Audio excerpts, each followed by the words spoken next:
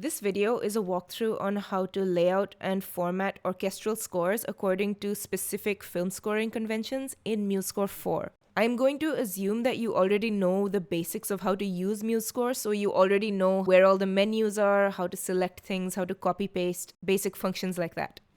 For this demonstration, I am going to be starting with one of Musescore's orchestral templates, and if you're making a new score, I actually recommend that you start with this template and modify it so you can change instruments, add instruments, whatever. Instead of starting from scratch and choosing all of your own instruments, there's a reason for this which we'll get into later. So first I'm just gonna input some random notes. This isn't real music, but I just need some material to work with. After inputting all my notes, it looks like this, which looks like a mess, which is what we are here to fix. So the first thing that we're going to do is make sure that the paper size is correct.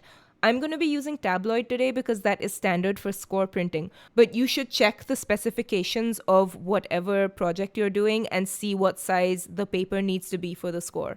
Especially if it's going to be printed, it is very, very important for your paper to be the correct size. So make sure you check that before you format anything else. So there are many things to fix here. We are going to address them one by one. So the first thing that we're going to look at is everything is really big, so it's all colliding with each other.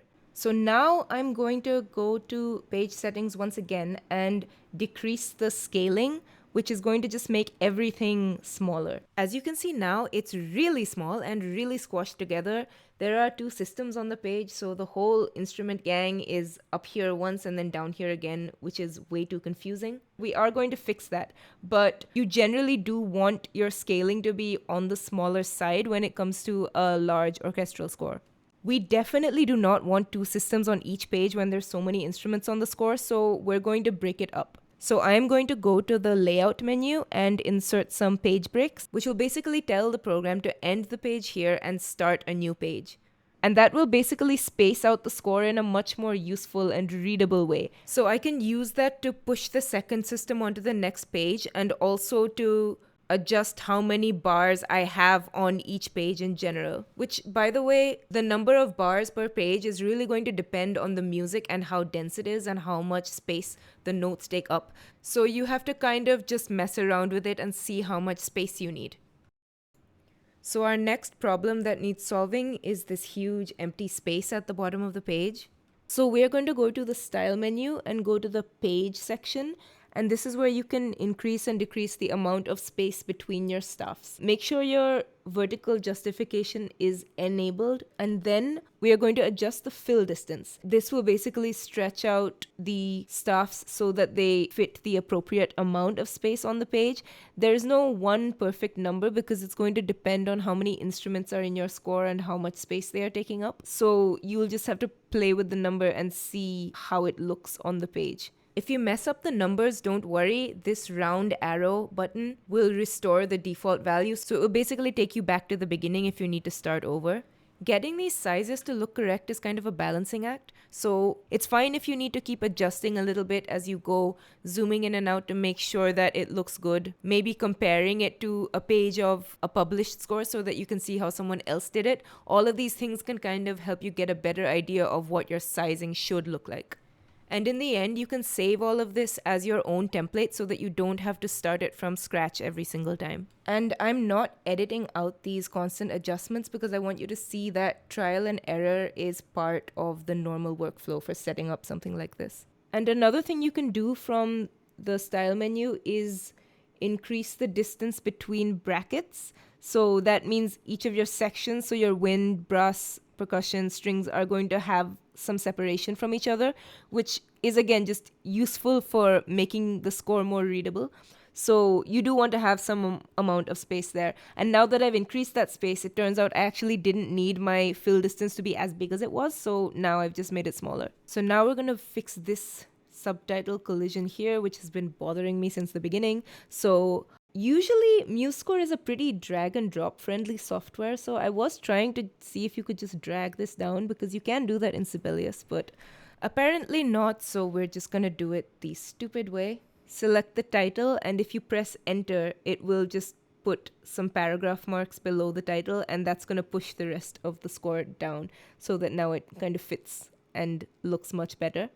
Now that that has been sorted, I still think my score size is a little too small. So I'm going to go back to the page settings once again and slightly bump up that scaling. Okay, next thing. This tempo marker is really small. One of the most important things that the conductor needs to see on your score is the tempo. So the tempo cannot be small. The tempo has to be very visible. So I'm just going to push up the size from the inspector here. Very easy. And here, this is the reason why I actually recommended in the beginning to use one of Musescore's orchestral templates, because if you can see, the tempo marker actually appears again here above the strings, and that's again just to make the conductor's life easier, so that if the conductor's looking at the bottom of the page but then they need to check the tempo, they don't need to throw their eyes all the way up to the top of the page and then all the way back down again. The orchestral template has this built in, so it's just the easiest way to do it. I have tried a few other ways. This one is the least headache-inducing one. So just trust me, use the template.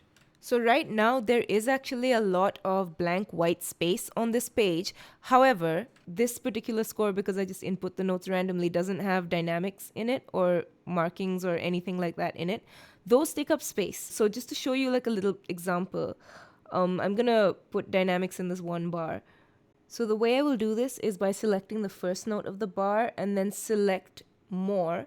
And then you select the same beat and same bar. Now in this entire bar throughout the whole score, every first beat is selected, which means now you can just mass apply a dynamic from the dynamics menu, so you don't have to do it individually for everyone.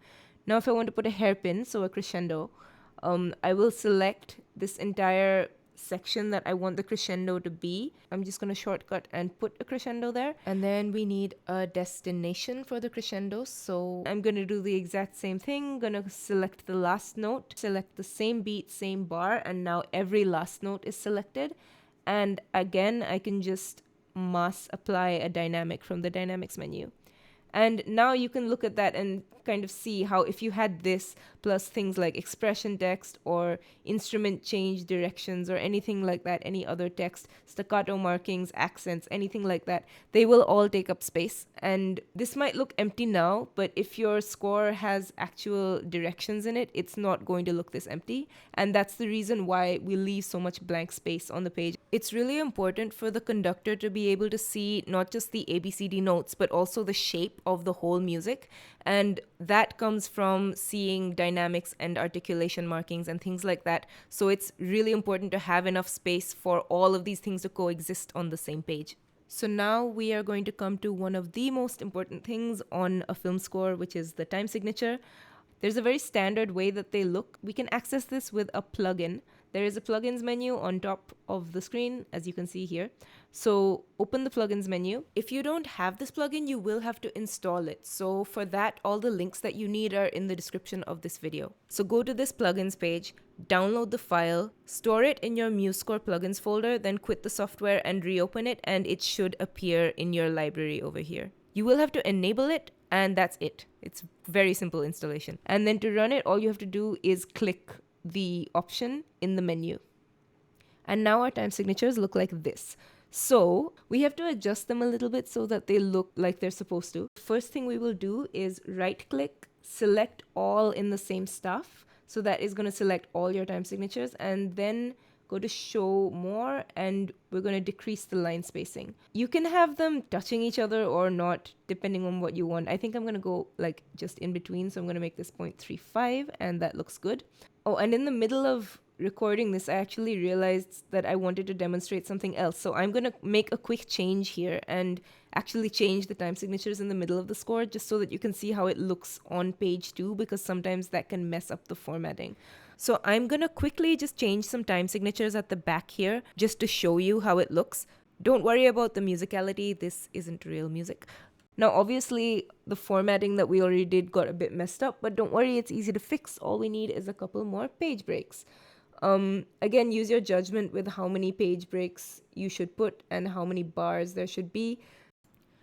Oh, interesting. And now we have this very awkward looking last page where this happened. We'll fix it later. We're going to come back to that. Let's run our large time signature plugin again. And apparently, if they're already on the score, they double up. Didn't know that. So we're going to just undo that. Select all of these again by select all in the same stuff. and just delete them. They haven't actually been deleted. They are still available to us. And if we run the plugin a second time, they should come back like normal. So yeah, everything looks good.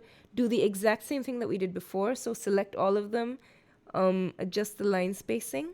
The reason I added these to the second page, I'm actually going to come back to that in a minute. First, let's put in some bar numbers on this score, because that's the other thing that we're missing. Bar numbers are very, very, very important for a conductor to see.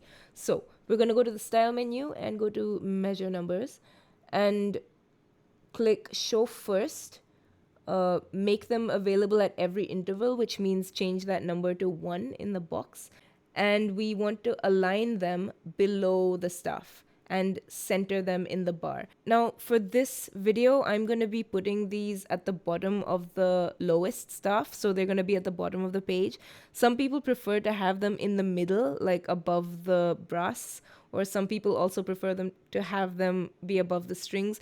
You can put them anywhere. You can just adjust these instructions according to whatever stuff you want the numbers to be on. Also, by the way, this multi-measure rest should be checked. That's not relevant right now, but in general, it should be checked. So now we're going to put them on all stuffs.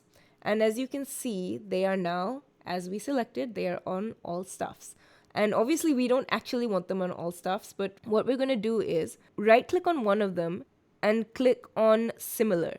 Not similar in this stuff, but similar. And that will select every single one in the entire score. And now, we don't actually want every single one in the entire score. What we want to do is deselect the bottommost row. So zoom in and carefully right-click again on any of the numbers of the bottom row. Select and go to more. And then subtract from selection the same stuff. And now you can see that everything else is selected. All the other numbers are blue, but not the bottommost row, which is exactly what we want. And now we just have to uncheck the visible checkbox. And now they're invisible, except that you can still see them.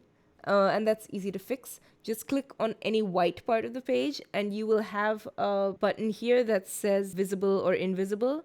And you can toggle it, which means you can switch it on or off. And it will hide any invisible elements on the score so that now everything looks nice and clean.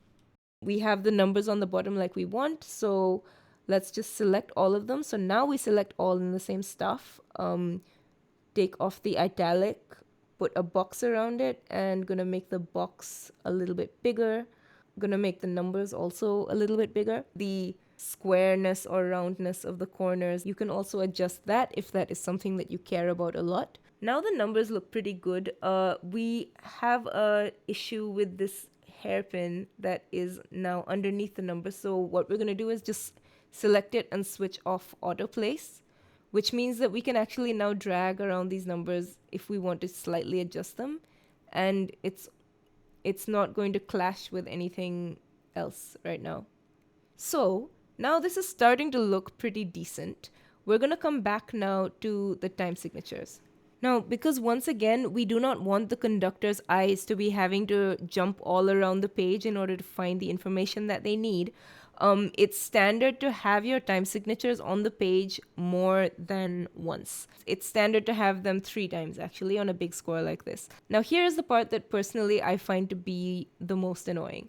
We're going to do it the easy way first. So we're going to select all of them like we did before, and then we will copy it, grab the first note or the first rest in the string section on violin 1 and hit paste, and it has pasted perfectly. However, the bad news is that in most situations it is not going to be this smooth. Look, if I do the exact same thing and try to paste it on the horn part, it doesn't paste the way that it's supposed to. It's kind of annoying. And this is the thing that I wanted to show you by making those time signature changes a while ago.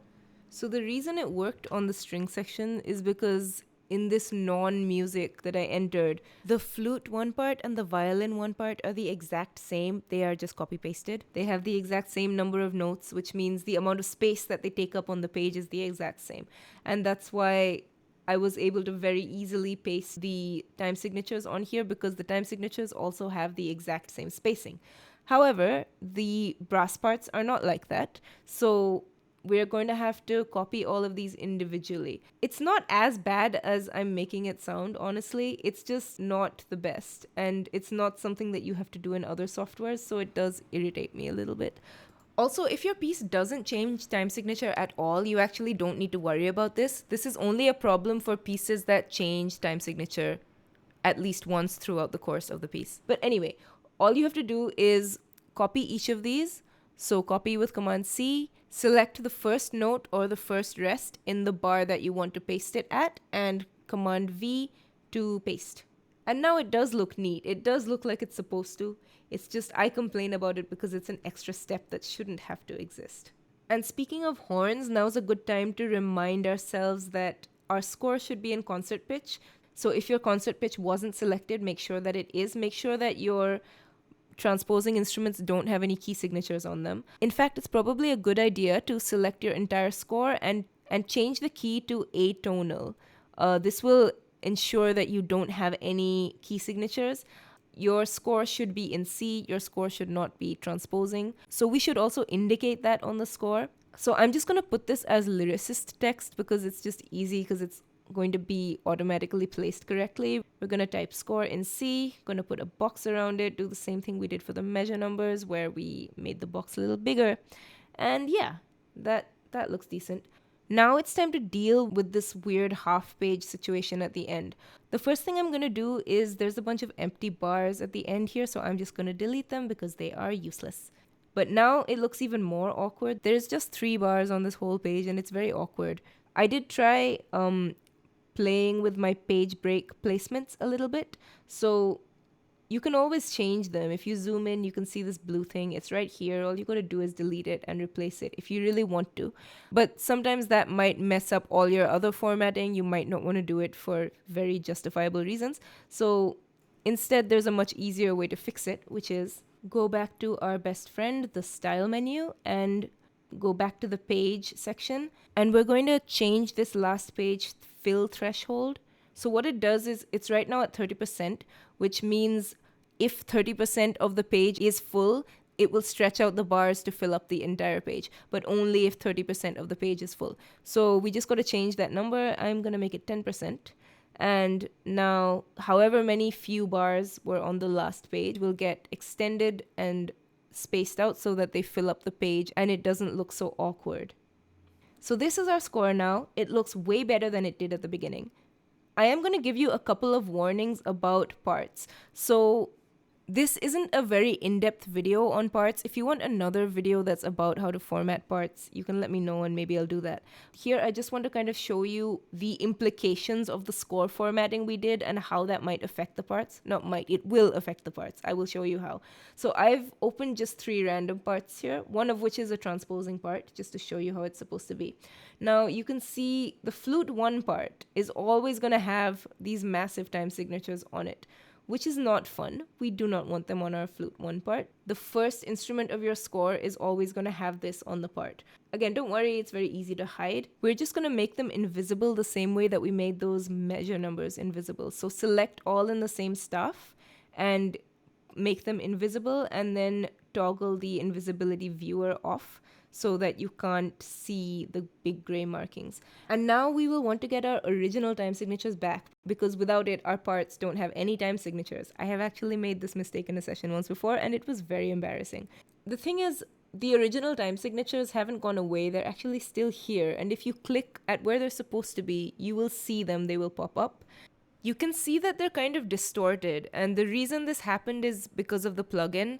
And I will explain why, but it's not actually that important, and if you don't care, then you can skip ahead to this timecode. The in-depth explanation is that this plugin has actually existed since Musescore 3. Musescore 3 actually has a feature that Musescore 4 does not, which is transparent text. Musescore actually doesn't natively support the time signatures thing, which is why you have to do it via a plugin, which is something that someone from the community actually built. What it does is takes the time signatures, turns their text color to transparent. It also makes it horizontally wider so that there's a little more place for the large time signature to have enough space for itself. And then basically superimposes text in another font on top of it. So that means there is alpha channel or transparency involved in the setup of the whole plugin. However, Musescore 4 actually does not allow you to have transparent text. It's not an option at all, which means that when you select these, it actually doesn't know what color it's supposed to be because it doesn't recognize transparent text. So what you would do is basically just change the color back to black using this slider, or you can use the restore default button, which will restore it back to its default color, which is black. And then we have to resize it, which you can do from here and just put this back to 100%, which is its original value. And now the time signatures look completely normal. The other important thing to know about parts is that if something is orange when you highlight it, that is a sign that it is different between the score and the part. So anything that is orange has some kind of difference. You saw that our time signatures turned orange when we set the color back to black. That's because now they are black in the parts, but they're still transparent in the score. And similarly, we want to make this tempo marking smaller because it's massive and doesn't need to be that big. So I'm going to change it.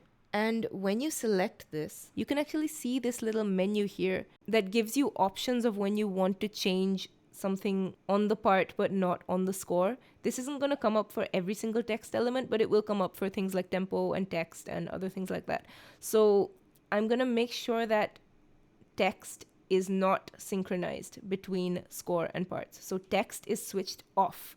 And if text is switched off, that means I can change the size of the tempo marking on my parts as much as I want, and it will not affect the score. This is really big. I'm going to make it smaller. I'm going to make it 18. Actually 16. Actually 12. So the good news is our problems have been solved. The bad news is you are going to have to do this on every single part. So you are going to have to open up each part and manually recolor the time signatures and change their size back to normal. And then also change the tempo. This is quite normal. This is something that you often have to do on parts regardless of what software that you're using. Like you will often have to resize text and adjust spacings and change the number of bars per line for every single part. Do remember that this isn't an in-depth parts video. There's still a lot of formatting left to be done on these parts. I just want to show you how specifically the score things that we did are affecting the parts. And let's just quickly look at the clarinet part because again, it is a transposing instrument. Make sure that this is not in concert pitch. The part should be transposing, so make sure that your concert pitch button is unchecked. Here again, I am just going to change that tempo marking so that it's smaller on the score and normal size on the part. Keep going back to the score just to make sure that you're not messing up anything. Also, this isn't really a parts formatting video, but I'm noticing this multi-measure rest collision and I hate it. So let's just put the bar numbers in the parts, put them on the left. And because your part is open right now, this formatting that you do is actually affecting the part and not the score. So for the parts, we are going to put the bar numbers on the left, just so that they don't collide because it looks horrible and we are very much trying to avoid looking horrible right now. Oh, there's one more good news, which is that this particular formatting can actually be applied to all the parts by clicking this button. So you don't have to do them all individually. There's one more thing that I want to point out that isn't really a problem, but you still should be aware of, which is that contrabass or double bass or upright bass, whatever you want to call it, is a transposing instrument in the sense it is written one octave higher than it sounds. And Musescore, by default, puts this little octave symbol on the bass clef of your string bass stuff, which means that if you change it to bass clef, it's actually going to jump down an octave. Look at the cello part above it. Those notes actually sound the same even though they're written one octave apart. But Musescore is just going to put that little octave symbol on the bass clef. There's nothing you can do about it. It's just something to be aware of. And it is not going to show up on the part. So let's actually open up the bass part and just take a look at it. You can see we're still left to do all of the other formatting, the time signature and whatnot. But the important part here is the clef. This is a normal bass clef. So on the part, it's going to look like a regular bass clef. It's going to sound an octave lower than it is written, the way that it's supposed to be. But just be aware that on the score, it's going to have this extra octave symbol on it. And it isn't necessarily a problem, but it is something that you should be aware of and you should know how to answer if the question comes up. So yeah, that's basically it. If you have any other questions, you can leave a comment, and I hope this was helpful.